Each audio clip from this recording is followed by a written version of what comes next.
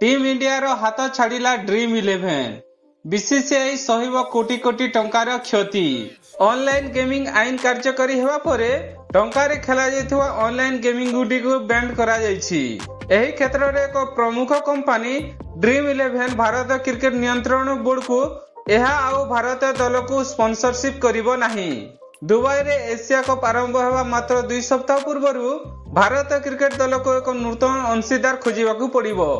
Dream 11 sponsorship जुगु board को 119 कोटी टंका क्षति सहिबाकू पड़िबो। ड्रीम 11 जने प्रतिनिधि बीसीसीआई कार्यालय को जाइथिले एवं सीईओ हेमांग अमी को जणाइथिले जे सेमाने आउ कार्य जारी करि परिबे नाही।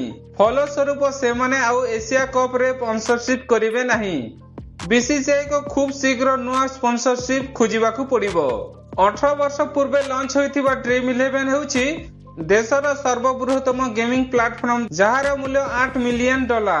यह जुलाई 2023 रे 358 कोटी टंकार एक 3 वर्षर चुक्ति रे बीसीसीआई रो टाइटल प्रयोजक हेबार अधिकार हासिल करिथिला। आईपीएल रे ड्रीम 11 मध्ये एक बड़ उपस्थापित अछि। यह विभिन्न फ्रेंचाइज सहित चुक्तिनामा अछि।